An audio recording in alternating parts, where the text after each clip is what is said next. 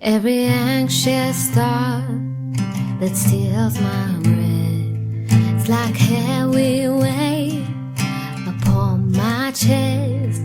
As I lie awake and wonder what the future will hold, help me to remember that you're in control. You're my courage when I worry in the dead of night. You're my strength 'cause I'm not strong enough to win this fight. You are greater than the battle raging in my mind. I will trust you, Lord. I will fear no more. Praise the Lord. கர்த்தரும் இரட்சகருமாகிய இயேசு கிறிஸ்துவின் நாமத்தில் உங்கள் யாவருக்கும் என் அன்பின் வாழ்த்துக்கள். ஒரு அருமையான பாடலை கேட்டுமாம்.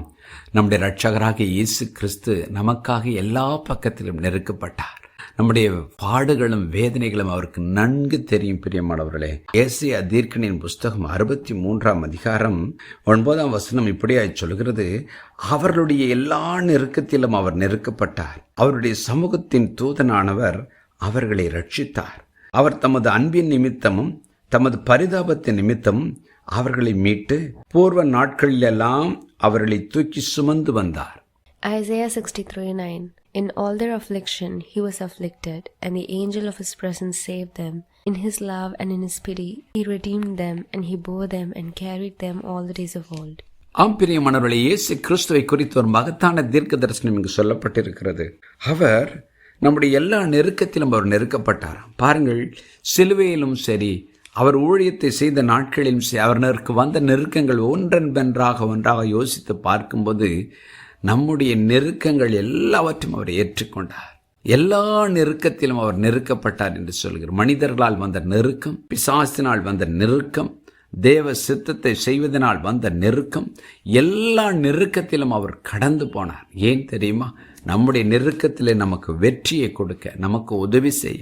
வேதம் சொல்கிறது, அவர்தாமே சோதிக்கப்பட்டு பாடுபட்டதினாலே சோதிக்கப்படுவர்களுக்கு உதவி செய்ய வல்லவராயிருக்கிறார். அவர் இந்த நெருக்கத்திற்குள்ளே போகும் பொழுது என்ன நடந்ததாம்?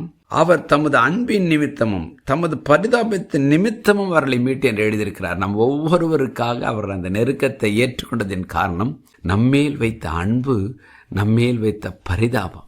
இன்றைக்கு இந்த வார்த்தைகளை கேட்கிற தேவஜனமே, நம்முடைய பலவீனங்களை பார்த்து பரிதபிக்கிற ஒரு பிரதான ஆசிரியர் இருக்கிறார். நம்மேல் அன்பு வைத்து நமக்காக எல்லா பரிகாரத்தையும் சிலுவையிலே செய்த அன்பின் பரிகாரி இருக்கிறார்.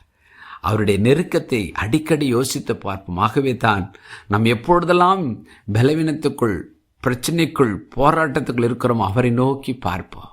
நமக்காய் நொறுக்கப்பட்ட கண்மலை இருக்கிறார். எல்லா பக்கத்திலும் நம்மை போல நெருக்கப்பட்ட அவர் இருக்கிறார். அவர் நிச்சயமாய் நமக்கு உதவி செய்வார். பக்தர்களாகிய அப்போஸ்தலர்கள் சொன்ன ஒரு வார்த்தை, நாங்கள் எப்பக்கத்திலும் நெருக்கப்பட்டோம், மனம் முறிவடைவதில்லை.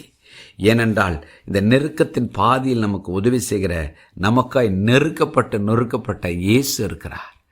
ஒவ்வொரு நாளும் சொல்லுவோம், ஆண்டவரே, நான் இன்றைக்கு இந்த நாளை கடக்க நீர் எனக்கு உம்முடைய கிருபையையும் பலனையும் அபிஷேகத்தையும் தாரும், உம்முடைய வார்த்தையை தாரும், சத்துரு கொண்டு வருகிற எல்லா நெருக்கத்திலும் ஒரு ஜெயம் எடுக்க எனக்கு கிருபை தாரும் என்று கேட்போம். நிச்சயமாய் அவர் கொடுப்பார்.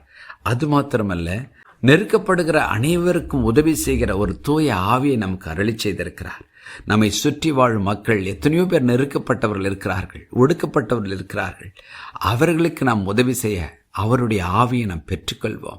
அவரை போல நாமும் மற்றவர்களுக்கு உதவி செய்வோம். ஜெபம் பண்ணுவோமா? பரலோக பிதாவை, என்னோடு இணைந்து ஜெபிக்கிற தெய்வ பிள்ளைகள் ஒவ்வொருவரும் கடந்து போகும் இந்த பாதையிலே, நெருக்கத்தின் பாதையிலே, நீர் எங்களுக்கு முன்பதாக அந்த பாதையில் போயிருக்கிறீர் என்ற விசுவாசத்தை தாரும். ஒரு பெரிய சமாதானத்தை, இளைப்பாறுதலை தாரும். நீர் எங்களுக்காக நெருக்கப்பட்டதினால் எங்களுடைய நெருக்கங்களை நீரே எங்களை வெற்றி எடுத்து போடுவீர் என்று நாங்கள் விசுவாசிக்கிறோம்.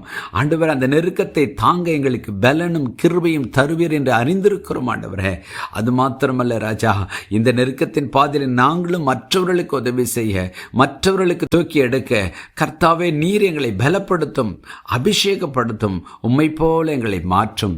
இயேசுவின் நாமத்தில் பிதாவே, ஆமென்.